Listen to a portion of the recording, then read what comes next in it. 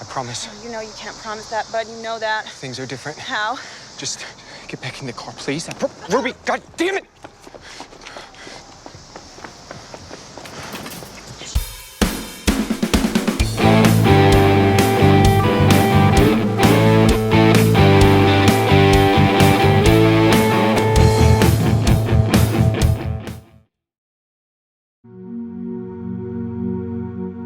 Welcome to RUMAH Blu-ray. If you're new to the channel, hello and thanks for stopping by. I'm from Indonesia and I love watching movies. I review films, but I'm no critic. I just like sharing my thoughts. I apologize in advance for any mistakes. I promise to do better in the future. Okay, over to the review. There's something very exciting about watching a movie about outlaw couples. Two broken, down on their luck individuals run away from the law, hoping that love will be enough to get them to the point where they need to go. Too often, these starry-eyed renegades rarely get their happy ending, despite how close they are to getting it. But that's what's fascinating about these adventures, seeing how a flawed couple deals with all these obstacles coming their way.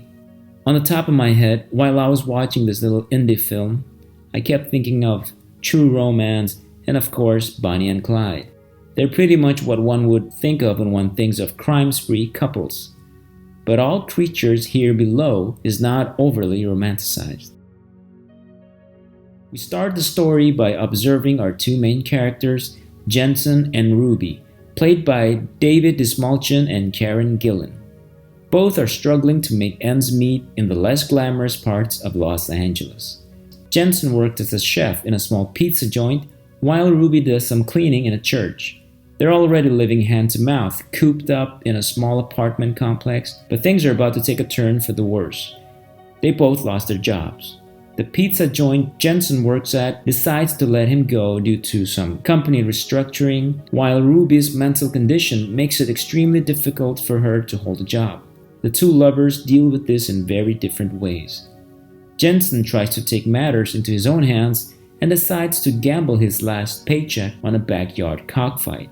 Ruby, who has a very childlike demeanor, some would even label her as simple, wants nothing more than to have a baby. That's all she cares about.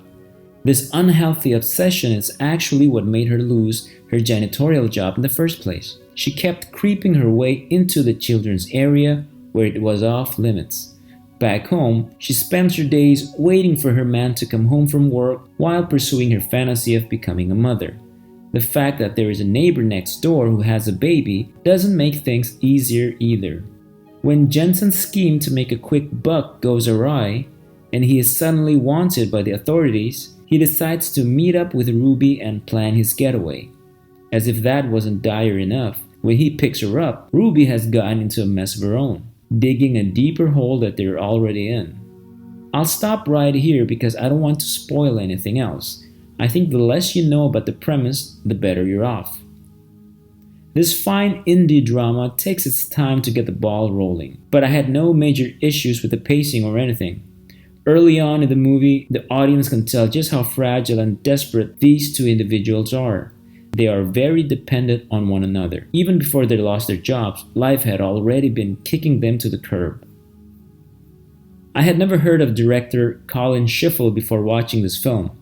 I was not aware of his previous films, Animals, which also starred David Dastmalchian. I was, however, very familiar with Dastmalchian's body of work. As with any other fan of cinema, I got to know him via his brief but extremely memorable performance in Christopher Nolan's The Dark Knight.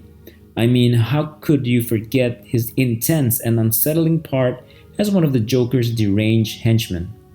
These days, he's given the chance to show his lighter side, take the Ant-Man movies and even the uber-silly Jay and Silent Bob reboot.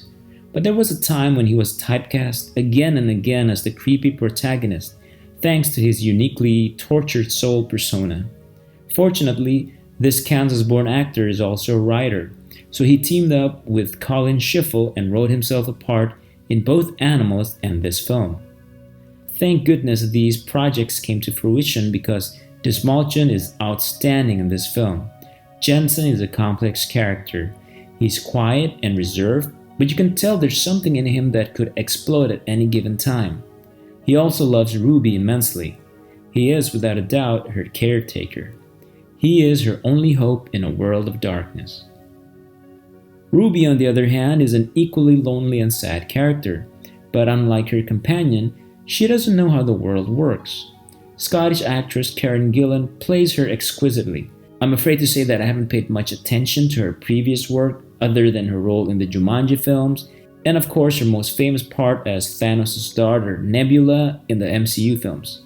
Speaking of Nebula, I've always viewed that character as a childlike figure in the way she sees the world around her, and Gillan does such a tremendous job with it. However, when she inhabits Ruby, another character that may as well be a little girl stuck in a woman's body, she seems so believable that you can't help but have empathy for her. Even when she does something completely reckless and dangerous, she makes decisions on a whim, never worrying about the ramifications. She simply doesn't know better. This creates a very interesting dynamic because as Jensen tries to get them out of every predicament they're stuck in, Ruby often just does the opposite, oblivious of her actions. I must admit, All Creatures Here Below is not an easy watch. I was quite surprised at how dark the subject matter was. I initially thought it was just another revamped Bonnie and Clyde, but I'm glad I was caught off guard. Even though there's not much originality in the story, and the third act leading to the ending will remind you of another famous story that I won't mention here due to potential spoilers regarding its similar plot points, I still enjoyed this little underrated picture. Mostly because of the beautiful cinematography by Bongani Mlambo and the overall atmosphere of the film. Jensen and Ruby's world is unforgivably bleak and depressing, and the filmmaker captures it perfectly. But the main reason why I like this film is the impressive acting work of our two main characters. Dastmalchian and Gillan are simply superb in their performances. Another winning quality about this film that works to its advantage is the great supporting characters, from Jennifer Morrison in a tiny part as a concerned waitress to funny man David Koechner playing against type as Jensen's boss. But I have to give a shout out to actor John Doe, yes, that really is his real name, who does such a wonderful job with his part that he compliments Dastmalchian's acting whenever they share a scene.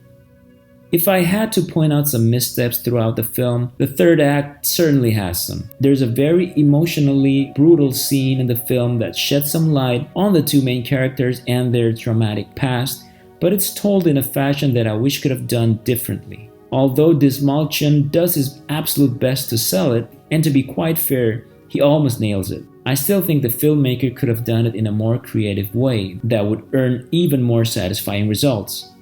It's also at the end of the third act that we sadly start to see some very familiar movie tropes. I think had the script avoided this direction, the film might have had a stronger ending. All in all, I do encourage people to see this film just because it's worth watching despite the flaws in the screenplay.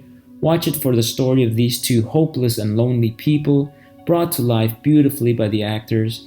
If anything, this film is a great showcase for both Dastmalchian and Gillan. You have to respect the two of them for doing a small film like this, taking a break from their crowd-pleaser superhero gig. In the beginning, I mentioned that the film reminded me of True Romance, but if you've ever seen a great film by director David Lowery called Ain't Them Bodies Saints, this film is probably more similar, at least spiritually, to that film. It's got those marvelous Terrence Malick shots, limited dialogue, a sense of realism, and the overall atmosphere that Lowery's films have. So that's my take on All Creatures Here Below. I hope you guys enjoyed this video. I'm really curious about your thoughts if you've seen the film, or if you haven't, do you have any interest in watching it? Please let me know in the comments. I have to admit, this film is not easy to find, but if you do stumble across it, please watch it. Thank you so much for watching, guys. Please support my channel by liking the videos. Hit that subscribe button as well. It means the world to me. I'll see you in the next video. Cheers.